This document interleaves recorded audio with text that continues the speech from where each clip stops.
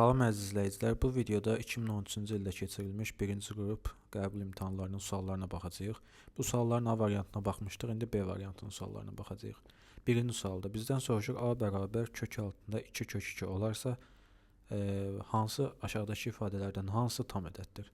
Bu ifadəni yazırıq, əvvəlcə bu 2-ni atırıq kökün altına. Olacaq kök altında bir daha 2-nin kvadratı vurulsun 2.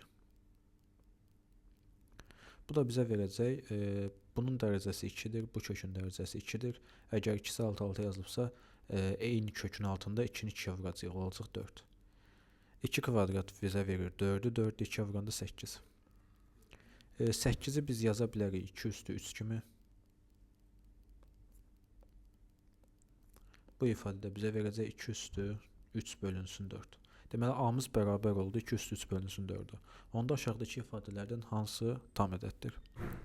Y variantına baxsaq, Y variantında A üstü 3 yazılıb. Bu ifadənin üstü 3 olsa, olacaq 2 üstü 4-də 3 üstü 3.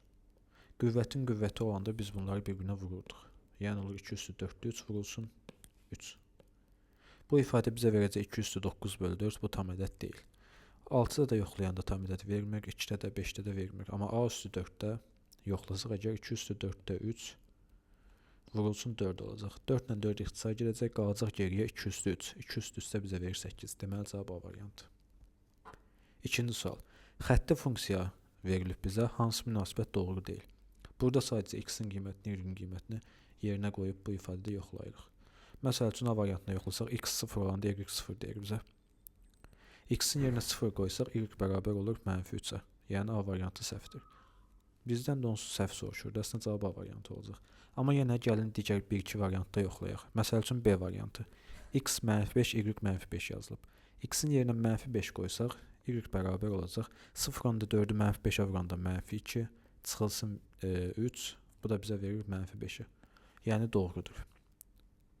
Münasibət doğrudur. Bizdən doğru olmayan münasibət soruşur. D variantına baxsaq, x 10 olanda y 1 verib. X-in yerinə 10 qoysaq olacaq. 10 vurulsun 0,4. 4 çıxılsın 3 bərabər 1-ə. Digər variantlarda həmçinin. Üçüncü sual. K-nın hansı qiymətində tənliyin hər iki kökü -2-4 aralığında yerləşər? Bunun üçün bu ifadənin köklərini tapırıq diskriminantla. D bərabərdir. B kvadrat çıxılsın 4AC. Bizim B-miz -2K-dır. -2K-nın kvadratı çıxılsın 4AC. 4A-mız 1-dir. C-miz isə K kvadrat -4. Bu ifadə bizə verəcək 4K kvadrat çıxılsın 4K kvadrat üstə gəlinsin 16. 4K kvadratlar getdi, geriyə qaldı 16. Deməli, D bərabərdir 16-ya. Bizim köklərimiz nəyə bərabər olacaq? Köklərimizdən x1 bərabər olacaq. -B üstə gəlinsin, çıxılsın kök altında diskriminant bölünsün 2A. Bizim A-mız onsuz 1-dir. Deməli, x bərabər olacaq. B-miz bizim -2K-dır. Qarşısına mənfi atanda olur müsbət 2K. Üstə gəlinsin, çıxılsın kök altında 16 bölünsün 2. Bu ifadə bizə verəcək 2K plus minus 4 bölünsün 2. Bu da bərabər K plus minus 2. Bizdən nə soruşur? Bizə deyir, hər iki kök -2-4 aralığında olsun. O zaman bu ifadənin hər iki kökünü -2-4 aralığına salacaq. Birinci kökümüz bizim K plus 2-dir. -2-4 aralığı, yəni böyükdür -2-dən, kiçikdir 4-dən. Həmçinin digər kökümüz bizim olur K minus 2. Bu kökümüz də kiçik olur 4-dən, böyük olur -2-dən. Sol tərəfdəki bərabərsizlikdə hər tərəfdən 2 çıxırıq. Olur -4, kiçik K, kiçik 2. Sağ tərəfdə də hər tərəfin üzərinə 2 əlavə edirik. Olur 0, kiçikdir K, kiçikdir 6-dan. Soldakı bərabərsizliyə ədəd oxunda göstərsək əgər, olur -4-dən müsbət 2-yə qədər. Sağdakı bərabərsizliyə ədəd oxunda göstərsək, olur 0-dan 6-ya qədər. Yəni bura. Bizə də bunların kəsişməsi lazımdır. Kəsişməsi də bizə verir 0-2 aralığını. A variantı.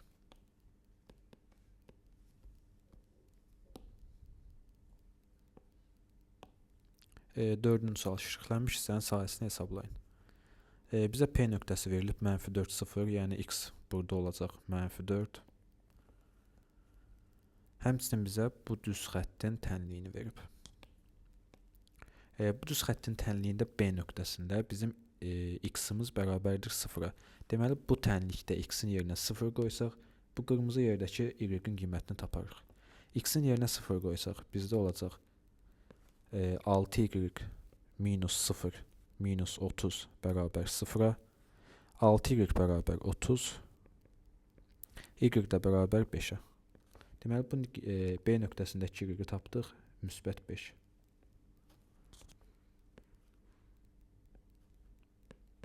Həmçinin A nöqtəsində bizim y-imiz bərabərdir 0-a.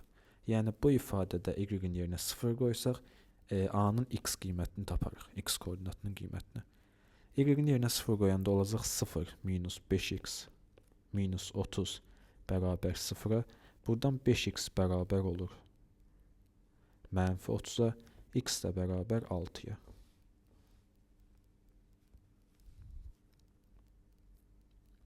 Deməli, A nöqtəsindəki x-in qiyməti -6-ya bərabərdir. -35-ə böləndə -6 olur. Beləliklə, bizdən bu üçbucağın, yəni ştrixlənmiş hissənin sahəsini soruşur. Bu ştrixlənmiş hissənin sahəsi də bərabərdir. H vurulsun oturacaq bölünsün 2. Oturacağımızın uzunluğu olacaq, deməli, -6-dan -4-ə qədər 2. Hündürlüyümüz isə olacaq 0-dan 5-ə qədər, yəni 5. 5 vurulsun 2 bölünsün 2, o da bərabər 5-ə, C variantı.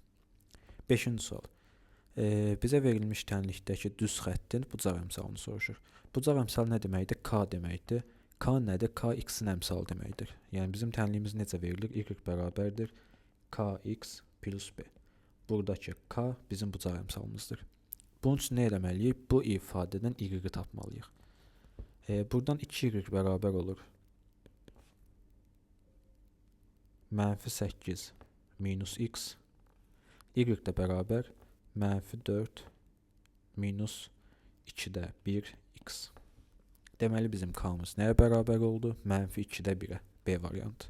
Keçək 6-cı suala. 6-cı sualda bizə deyir, x 1-ə yaxınlaşdıqda bu ifadənin limitini hesablayın. Əvvəlcə baxırıq, x-in yerinə 1 qoyduqda bizim ifadədə məxrəc 0 olurmu? Bəli, olur.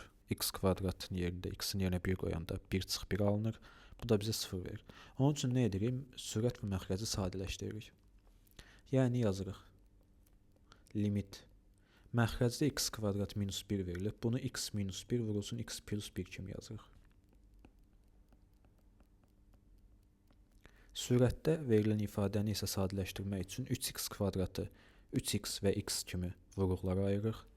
Müsbət 2-ni isə elə vuruqlara ayırmalıyıq ki, bizim burada yazacağımız ifadələri çarpazlayıb topladıqda bizə cavab olsun -5x. Yəni necə? Müsbət 2-ni məsəl üçün yazırıq müsbət 2 və müsbət 1 kimi. Sonra bunları çarpazladıqda -2, -1 kimi yazaq. -2-ni -1-ə vuranda cavab edirik müsbət 2. 3x-i x-a vuranda cavab edirik 3x kvadrat. İndi bunları çarpazlayaq. 3x ilə -1-i bir-birinə vuranda olur -3x. X ilə -2-ni bir-birinə vuranda olur -2x. Bunların cəmi nə olur? -5x. Deməli, düzgün qruplaşdırmışıq. Deməli, sonra yazırıq 3x minus 2 vurulsun x minus 1. Sürətə yazırıq 3x minus 2 vurulsun x minus 1. X minus 1-lər hər iki tərəfdən ixtisar gedir. Cavab qalır 3x minus 2 bölünsün x plus 1. Burada da x-in yerinə 1 qoyanda olacaq 3 çıxılsın 2 bölünsün 1 plus 1. Bu da cavab bizə verəcək 1 bölünsün 2, yəni 0.5. 7-ci sual. Ştrixlənmiş hissənin sahəsini hesablayın. Burada integral görürük. Biz integralda sahəni tapmaq üçün düsturumuz var idi. İntegralı açırıq. İntegralın başlanğıc və sonuna bu ifadədəki, bu qrafikdəki x-in başlanğıc və son nöqtələrini qoyuruq. Yəni 1 və 2-ni. 1, 2. İçərisində isə yuxarıdakı funksiyadan aşağıdakı funksiyanı çıxırıq. Yuxarıdakı funksiyamız bizə verilib 1 bölünsün x. Aşağıdakı funksiyamız isə x bərabər 0 funksiyasıdır. Y bərabər 0 funksiyasıdır. Ona görə 0 yazmağa heç ehtiyac yoxdur. Sonra nə olur? Düz xəttə bura dx yazaq.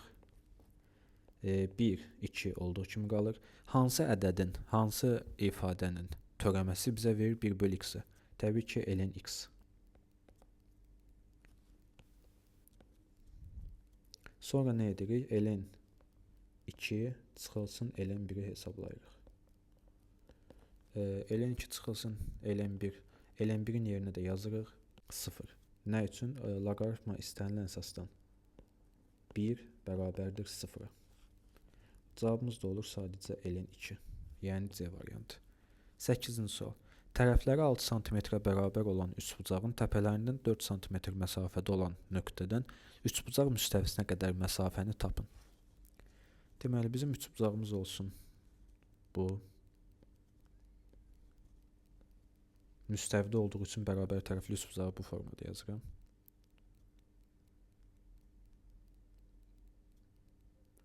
Təpələrindən eyni qədər 4 cm məsafədə olan nöqtədən üçbucaq müstəvisinə qədər məsafəni tapın.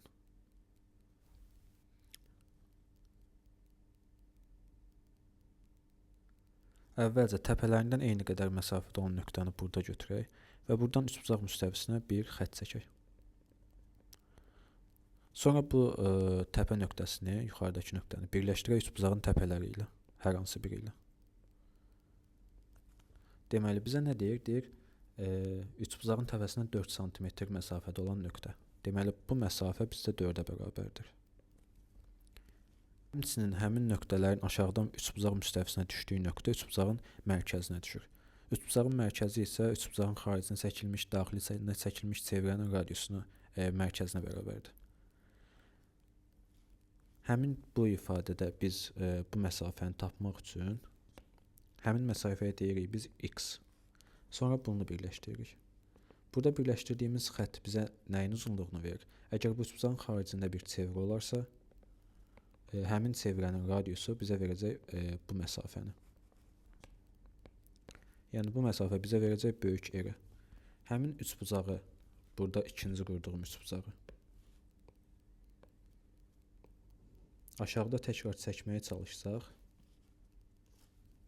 belə bir düzbucaqlı üçbucaq alınır. Hansı ki, bir kateti x, aşağı kateti böyük R, hipotenuzu isə 4-ə bərabərdir. Böyük R üçbucaqda nəyə bərabər idi? Bərabər idi ABS bölünsün 4S. Bizdə üçbucaq bərabər tərəfli üçbucaq olduğu üçün yazırıq R bərabərdir 6 vur 6 vur 6. Məxrəcdə isə 4 vurulsun. Bərabər tərəfli üçbucağın sayısı bərabər idi A kvadrat kök 3 böl 4.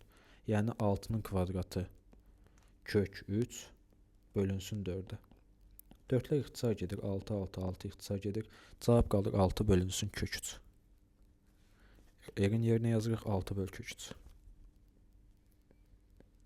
Sonra Pifagor teoreminə görə x-i tapsaq, x kvadrat üstə gəlinsin 36 böl 3, birbaşa bunun kvadratını tapdım.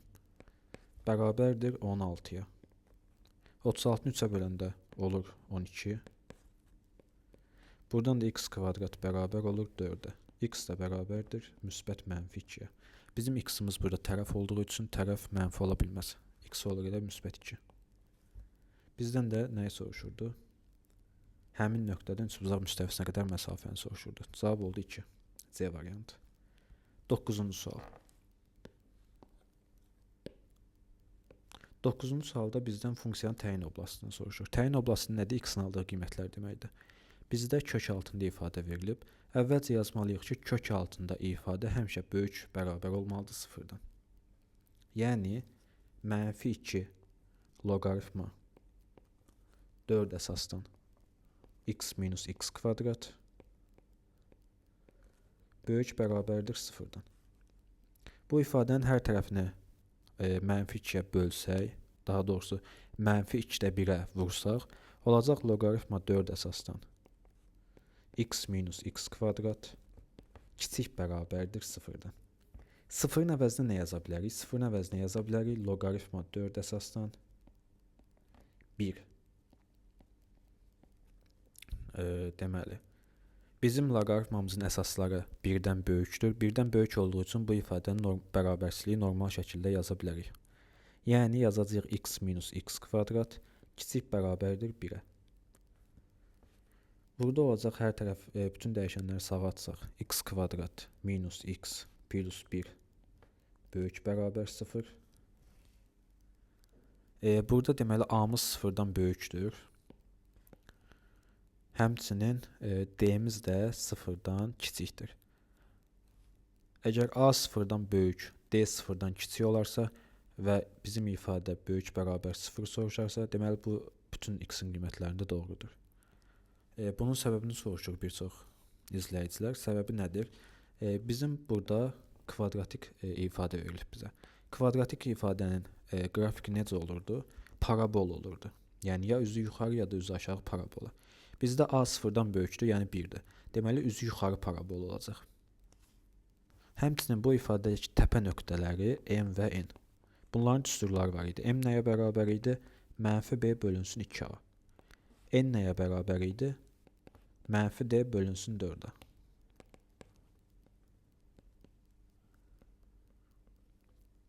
Bizim burada b-miz nədir? B-nə ehtiyac yoxdur. Bizim d-miz nədir bu ifadədə? Mənfidir. Nə üçün? D bərabərdir b kvadrat çıx 4ac. B-miz mənfi 1-dir. Mənfi 1-in kvadratı 1 çıxılsın 4ac. Bu da bərabər mənfi 3-ə.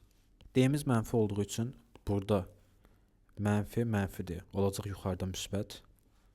A-mız da bizim müsbət olduğu üçün məxrəc oldu müsbət. Deməli, təpə nöqtəmizin y-i müsbətdir.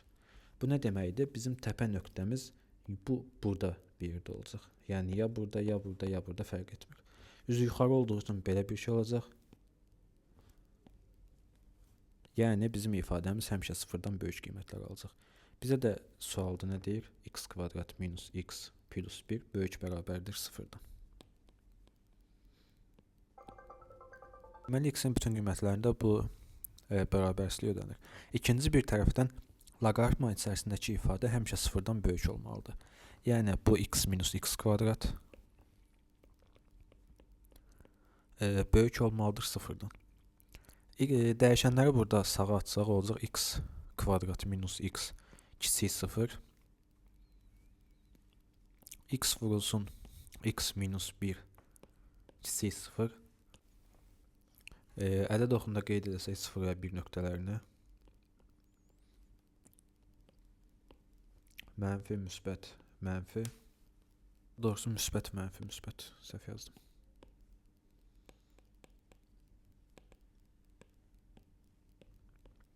Deməli, bizə də 0-dan kiçik, yəni mənfi olduğu qiymətlər lazımdır. Bu da x-in 0 və 1 aralığını verir bizə.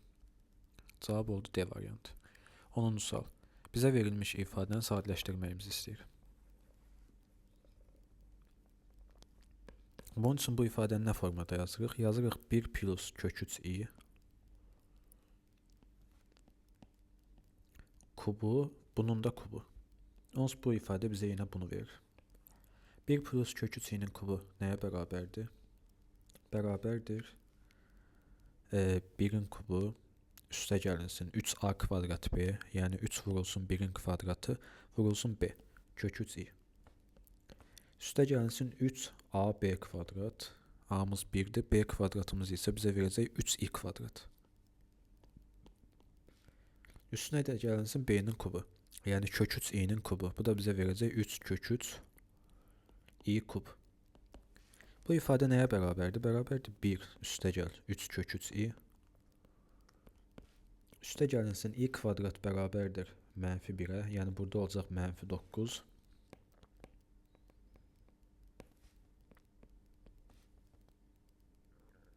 Üç kök 3 i kubda i kvadrat mənfi 1 olduğu üçün yazıb bilərik i kvadrat vurulsun i.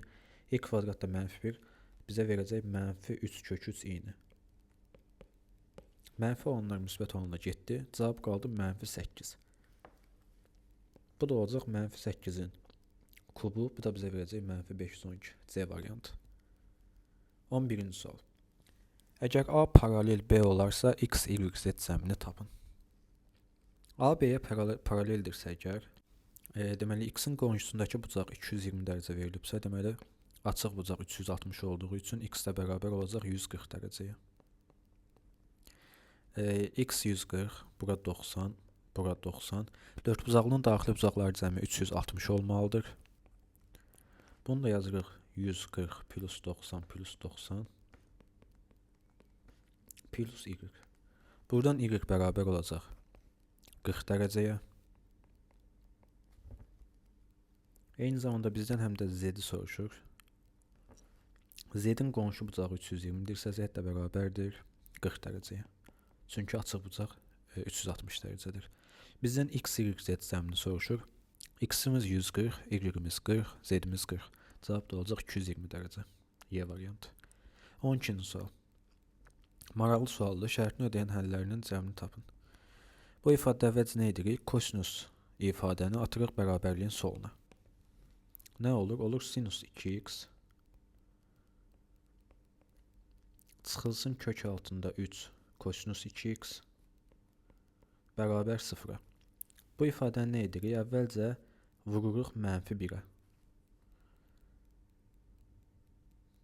Nə olur? Olur kök 3 kosinus 2x çıxılsın sinus 2x bərabər 0. Sonra bu ifadəni hər tərəfini bölürük 2-yə.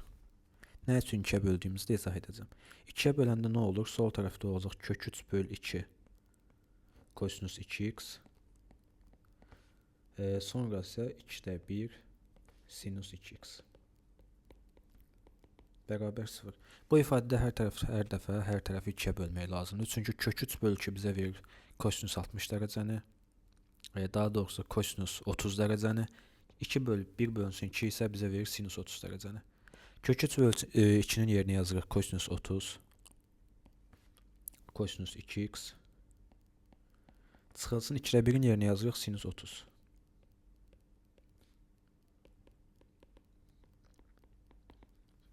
Bu ifadə nəyə oxşuyur? Cos A cos B çıxılsın sin A sin B. Bu da bizə verir cos alfa plus beta.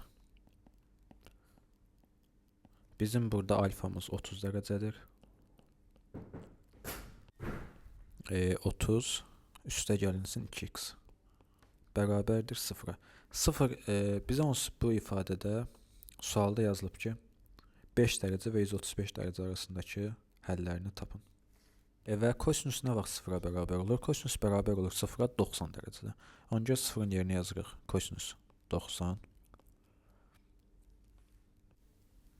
Sonra yazırıq 30 plus 2x bərabərdir 90-a.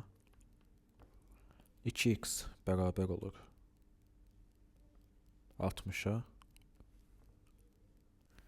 X də bərabər olur 30-a.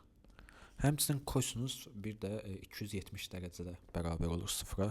Ancaq bir dəfə də 270 qiymətini yoxlayaq. Olacaq 30 plus 2x bərabər 270-ə.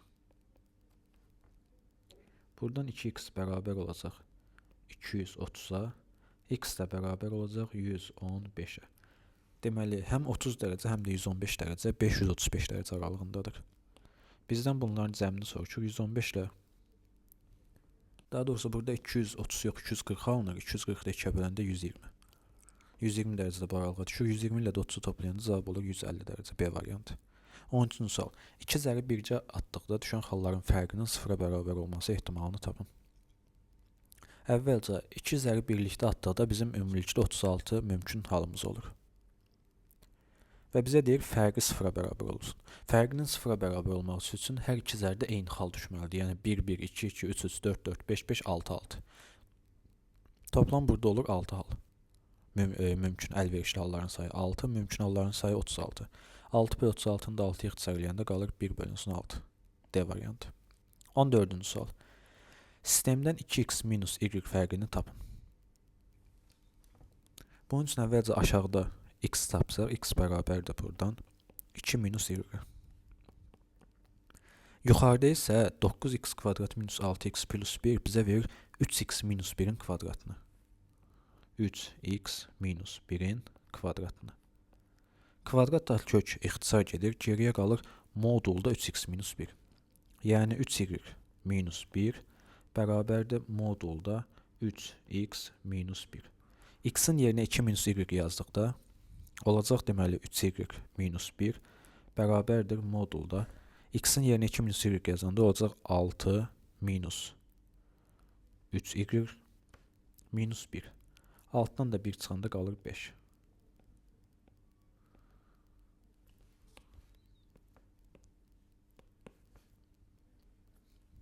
Modul ifadəni bərabər olduğu ifadəni tapmaq üçün modulu əvvəlcə soldakı ifadənin müsbətinə, sonra da mənfisinə bərabər edirik.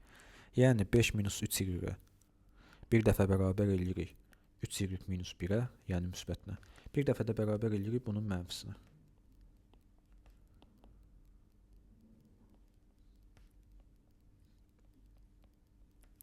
Deməli, sağdakını hesablamağa çalışsaq, sağ və solda burada mənfi 3y-lər var. İxtisar gedir. Olur cavab 5 bərabər 1. 5 1-ə bərabər olmadığı üçün bunu həll kimi götürmürük. Sola baxsaq, solda y-ləri sağa atsaq, olacaq solda 5 plus 1, sağda isə olacaq 3y plus 3y, yəni 6y. Buradan da y bərabər olacaq 1-ə. Y-i tapdıq 1. Y 1-dirsə, x ilə y-in cəmi 2 olmalıdır. Deməli, x də bərabərdir 1-ə. Bizdən nəyi soruşur? 2x minus y soruşur. Yəni 2 vurulsun 1, çıxılsın 1. Bu da bərabərdir 1-ə. Cavab oldu B variantı.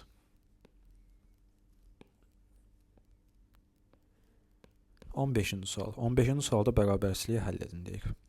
Bu bərabərsizliyi həll etmək üçün əvvəlcə bunların əsaslarını bərabərləşdirməliyik. 4də 1-in əvəzinə yaza bilərik 2də 1-in kvadratı.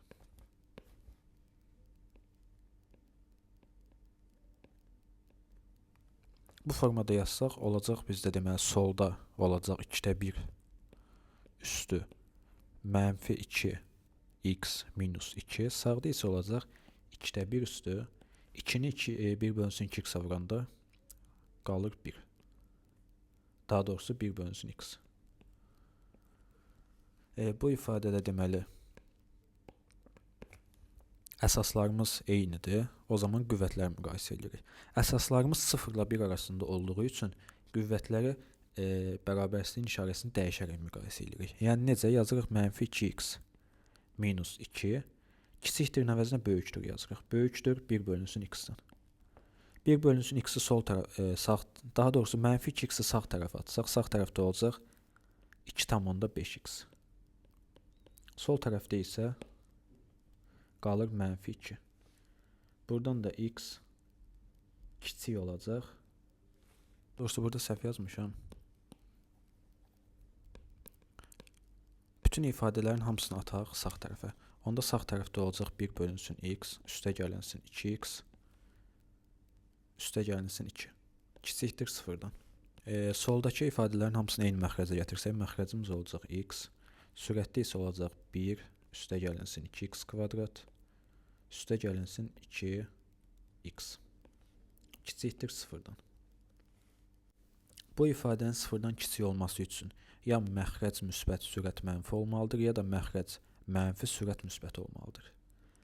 Birinci halı yoxlayaq. Birinci halda nə dedik? Məxrəc mənfi, yəni x kiçik 0-dan, sürət isə müsbət. 2x kvadrat plus 2x plus 1 böyük 0-dan.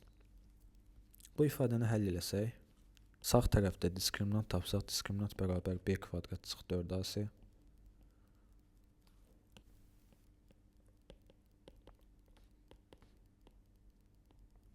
Diskriminantımız mənfi, a-mız müsbət olduğu üçün bu x-in bütün qiymətlərində doğrudur. Deməli, bunun cavabı x-in bütün qiymətləri, burada isə x kiçikdir 0-dan. Deməli, bunların kəsişməsini götürsək, kəsişməsi bizə verəcək mənfi sonsuzluqdan 0-a qədər. İkinci bir tərəfdə dedik ki, ya məxrəc. İkinci həllimiz isə məxrəc 0-dan böyük, sürət 0-dan kiçik olmalıdır. Yəni, məxrəcimiz böyükdür 0-dan, sürətimiz isə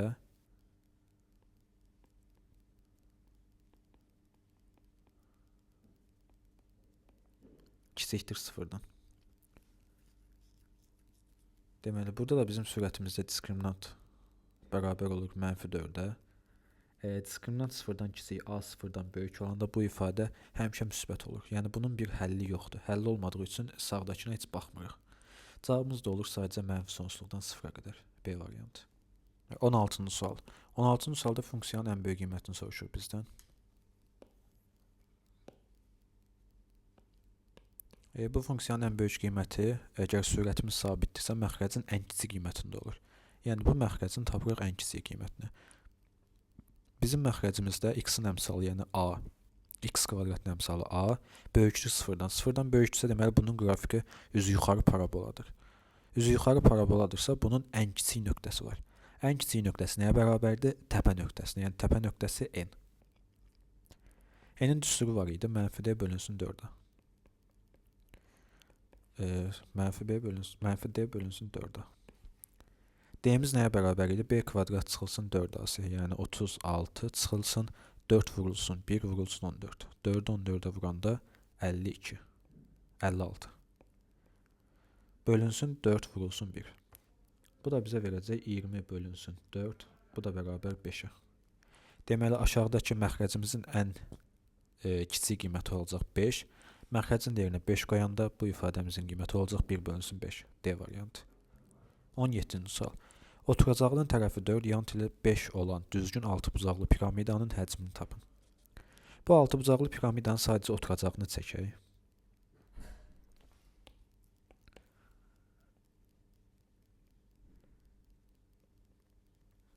Oturacağın tərəfi bizə verilib 4.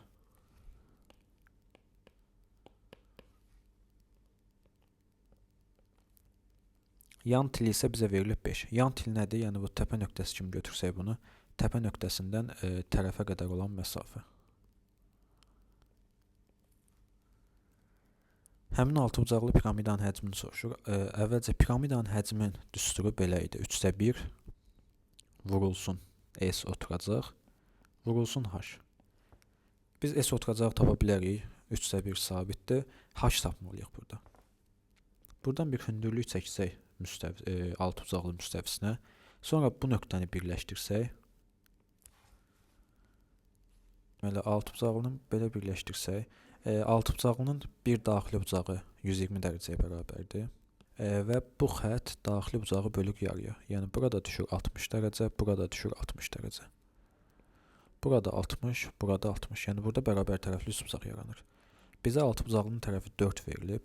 Deməli buralarda 4, bu da 4.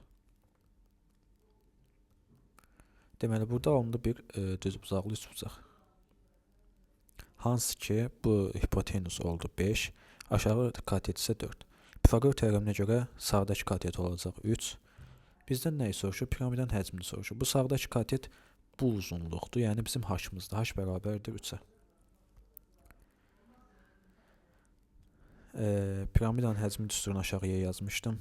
Bu da olacaq 3/1 vurulsun. Oturacağın sayısı nəyə bərabərdir? Oturacaqda baxın, oturacağı 6 dənə bərabər tərəfli üçbucağa bölsək. Üçbucağın sayısı bərabərdir a kvadrat kök 3 böl 4. Yəni 4-ün kvadratı kök 3 böl 4. Bunu da vururuq 6-ya, çünki içərisində 6 dənə üçbucaq alınıb. Bir də vurulsun h. H-mız neçədir? 3-dür. 3 ixtisar gedir, 4 ilə 16 ixtisar gedir, 4. Cavab da olur 24 kök 3. Yəni A variantı.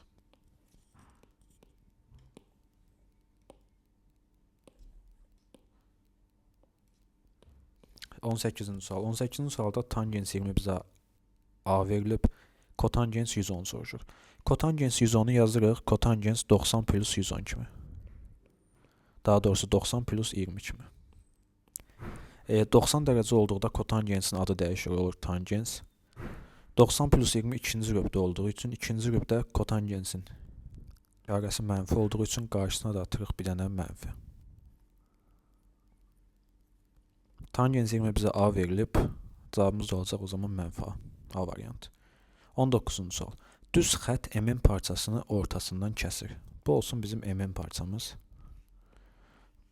Düz xətt bunu ortadan kəsir. Bizdən deyir, N nöqtəsindən bu düz xəttə qədər olan məsafə 8-dir. Əgər N nöqtəsindən bu düz xəttə qədər məsafə 8-dirsə, M nöqtəsindən bu düz xəttə qədər məsafədə eyni qaydada olacaq 8.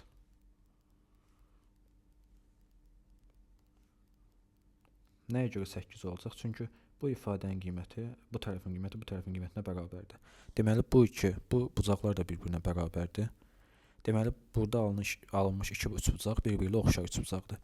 Eyni tərəflərin uzunluqları bərabər olduğu üçün qarşı tərəflər də bərabər olacaq. 8, 8 Y variantı. 20-ci sual. 20-ci sualda A böyük A kvadrat şərtini ödəyən A-lar üçün sağda verilmiş ifadənin tam qiymətlərinin cəmini tapın. Əvvəlcə bu ifadədə A-ların hamısını atırıq sağ tərəfə. Olur A kvadrat minus A kiçikdir 0-dan. Bu ifadəni yazırıq. A vurulsun A minus 1 kiçikdir 0. Ədəd oxunda 0 və 1 nöqtələrini qeyd edirik. Müsbət, mənfi, müsbət. Bizə mənfilər lazımdır. Yəni 0-1 aralığı. Deməli, A daxildir 0-1 aralığına. Bu ifadəni biz yazırıq. Deməli, A kvadrat plus 2A. Müsbət 3-ü isə müsbət 1 və müsbət 2 kimi yazırıq. Nə üçün belə yazırıq? Çünki A kvadrat plus 2A plus 1 bizə verir A plus 1-in kvadratını. Üstə gəlsin 2. Və həmin ifadədə A-nın yerinə bir dəfə 0 qoyuruq, bir dəfə 1 qoyuruq ki, bu ifadənin ən böyük və ən kiçik qiymətlərinin sərhədlərini tapaq. A-nın yerinə 0 qoyanda bu ifadənin qiyməti olur 1-in kvadratı plus 2, yəni 3. A bərabər 1 olduqda bu ifadənin qiyməti olur 2-nin kvadratı 4, üstünə də 2, 6. Deməli, amma A 0 və 1 ola bilməz, çünki qapalı deyil bu, açıqdır. Deməli, bu ifadəmizin qiyməti 3 və 6 aralığında oldu. Bizdən tam qiymətlərinin cəmini soruşur. 3 və 6-nın arasındakı tam qiymətlər 4 və 5-dir. 4 və 5-in cəmində oldu 9 Y variantı.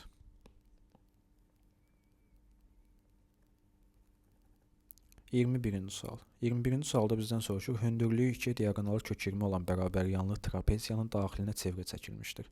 Trapeziyanın perimetrini tapın. Əvvəlcə, trapeziyanın daxilinə çevrə çəkilirsə, o zaman trapeziyanın qarşı tərəflərinin cəmi bir-birinə bərabər olur.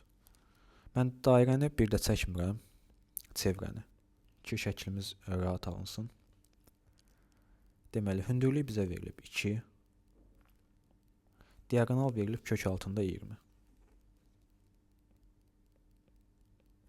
Buradan Pifaqor teoreminə görə aşağıda qalmış bu hissəni tapa bilərik. Bu hissənin uzunluğu olacaq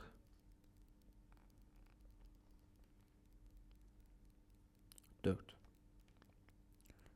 Yuxarı oturacağa bir A desək və buradan aşağıya təzədən bir hündürlük çəksək, bura olacaq A. Bura isə olacaq 4 minus A. Həmçinin sol tərəfdəki də olacaq 4 minus A, çünki bərabər yanlı trapeziyadır. Və mən sizə nə demişdim? Demişdim, qarşı tərəflərin cəmi bir-birinə bərabərdir. Yəni, oturacaqların cəmi bərabərdir yan tərəflərin cəminə. Yan tərəflərə bir CD desək, C plus D bərabərdir A plus 4 minus A plus A plus 4 minus A. Bu da bərabərdir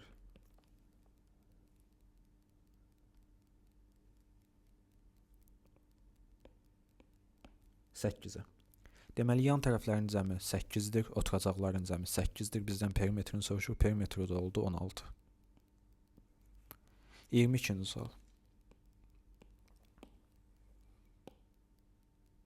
22-ci sualda bizdən verilmiş şərt ödəyin AB natural ədədləri üçün ifadənin ən böyük qiymətini tapın.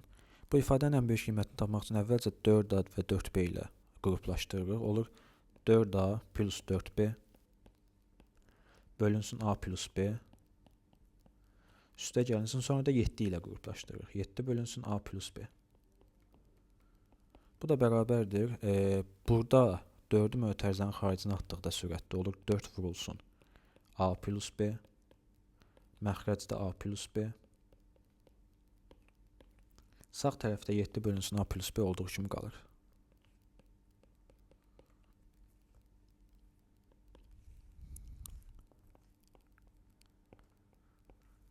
A və B natural ədədlərinin aralığı verilib 2-9 aralığı. Bu ifadənin ən böyük olması üçün bu ifadəmiz də ən böyük olmalıdır. Burada sürət sabit olduğu üçün məxrəc ən kiçik olmalıdır ki, bizim ifadə ən böyük olsun. Məxrəcin ən kiçik olmaq üçün A və B ən kiçik qiymətlər almalıdır. Ən kiçik qiymətlər olaraq da A-ya verə bilərik 3, B-yə verə bilərik 4. Ən kiçiyi soruşduğu üçün. Olacaq 7 bölünsün 3 üstə gəlinsin 4. Burada da olacaq 4 üstə gəlinsin 1 bərabərdir 5-ə. Deməli, ifadənin ən böyük qiyməti oldu 5. 23-cü sual.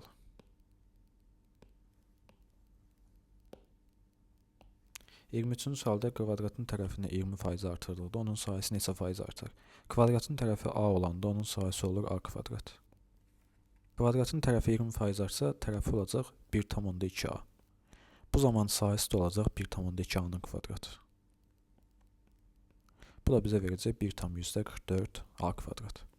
Deməli, sayımız əvvəl A kvadrat idi, indi 1,44A kvadrat oldu. Yəni 44% artdı. 24-cü sual. Tərəfləri A, B, diaqonal D olan düzbucaqlının B tərəfi ətrafında fırlanmasına alınan cisim üçün uyğunluğu müəyyən edin. Düzbucaqlının hər hansı bir tərəfi üzrə fırlanmasından alınan cisim silindirdir. Silindrin bu zaman hündürlüyü bərabər olur fırlandığı tərəfin uzunluğuna. Həmin silindrin radiusu isə bərabər olur digər tərəfin uzunluğuna. Burada bir silindir çəkək.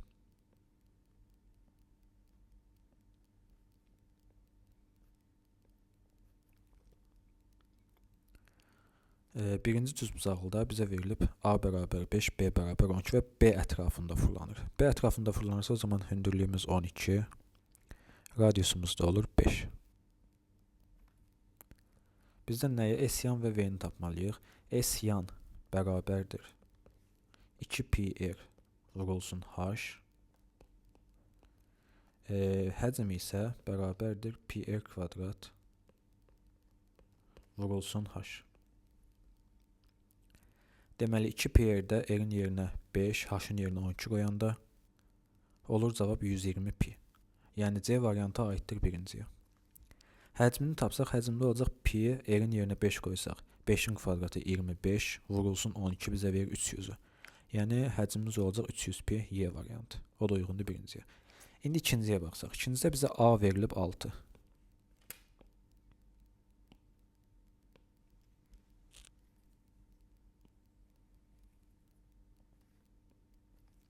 D verilib bizə 10.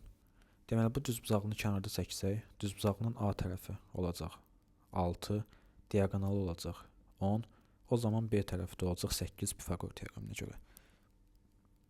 B tərəfini 8 tapdıqsa, deməli, hündürlüyü olacaq 8. Sonra bunun S yanını tapsaq, 2 vurulsun pi vurulsun 6 vurulsun 8 bizə verəcək 96 pi-ni. Yəni B variantı uyğundur birinciyə. Həcmini tapsaq, həcm olacaq pi vurulsun 6-nın kvadratı vurulsun 8. 36-nı da 8-ə vuranda bizə verir 288 pi-ni. D variantı uyğundur ikinciyə.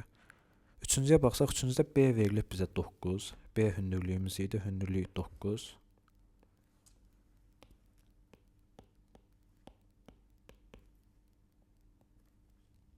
Diaqonal bizə verilib kök altında 145. O zaman Pifaqor teoreminə görə digər tərəf olacaq. Kök altında 145 çıxılsın 81. Bu da bizə verir 64, yəni 8. Deməli, A tərəfimiz də oldu 8.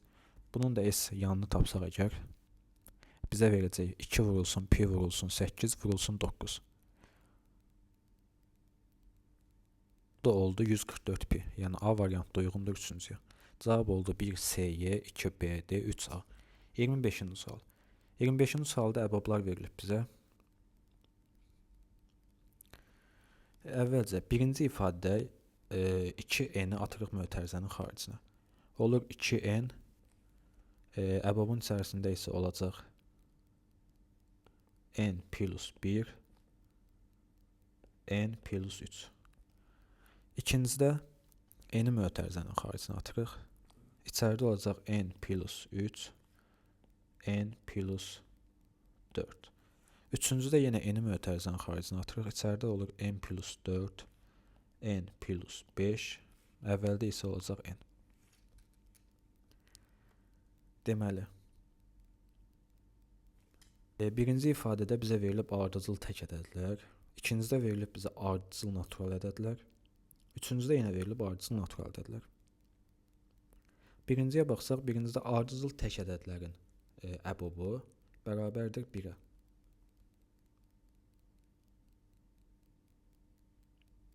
Yəni burada əbob n plus 1, n plus 3 bərabər olacaq 1-ə. Bu zaman 2n bərabər olur 3-ə, n də bərabər olur 1,5-ə. İkincidə yenə əbob bərabər olacaq 1-ə, o zaman n bərabər olur 2-yə. Üçüncüdə isə yenə əbob 1, n də bərabər 4-ə. O zaman n-i yerinə qoysaq əgər, birincidə 2n kvadrat plus n, yəni 2 vurulsun 1,5-in kvadratı, 1,5. 1,5-in kvadratı 2,25. 2,25-i 2-yə vuranda 4,5. 4,5-in üstünə 1,5 gələndə 6.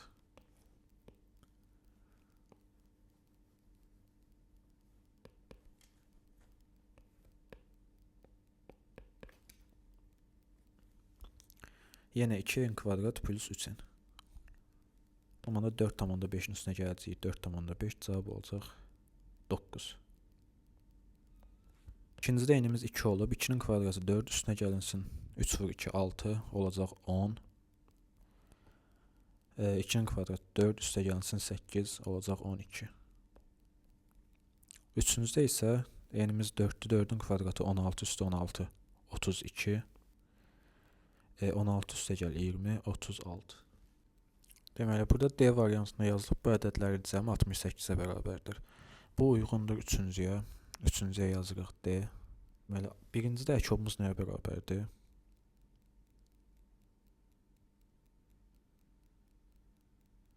On 8-ə. İkincidə əkobumuz bərabərdir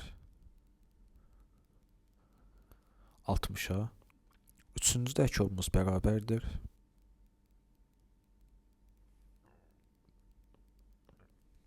'D'-də də yazılıb bu ədədlərin əkobu 5-ə bölünür. Bu da uyğundur ikinciyə. Çünki 60 5-ə bölünür. Amma birinciyə heç bir uyğun olmadı. Birincini təzədən bir də hesablayaq. Ola bilsin biz səhv eləmişik. Birincidə deməli 2-ni burada mötərizənin xaricinə ata bilmərik. Onun üçün səhv etmişəm. N-i mötərizənin xaricinə əbobun əvvəlinə atanda əbobun içərisində qalır 2n plus 1. 2n plus 3. Deməli, əbobun içərisindəki ifadələr ardıcıl tək ədədlərdir. Ardıcıl tək ədədlərin əbobu bərabərdir 1-ə. Deməli, buradan n bərabərdir 3-ə. N-in yerinə 3 qoyduqda əbobun içərisindəki ifadələr bərabər olur. 3-ün kvadratı 9 vurulsun 2, 18, üstə gəlinsin 3, 21. 3-ün kvadratı 9 vur 2, 18, üstünə gəlinsin 9, 27.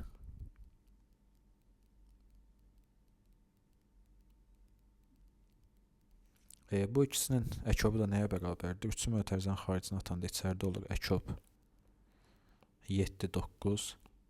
7 ilə 9-un əkobu bərabərdir 63-ə. 63 də 3-ə vuranda olur 189. Deməli, bunların əkobu bərabərdir 189-a. C variantı uyğundur birinciyə. Həmçinin bunların cəmi də A və B-yə uyğun deyil. Deməli, cavabımız oldu 1, C, 2, Y, 3-dür. Beləcə 2008-ci ilin birinci qrup qəbul suallarının B variantının izahlarını verdik. İnşallah yeni videoda görüşəndək sağ olun.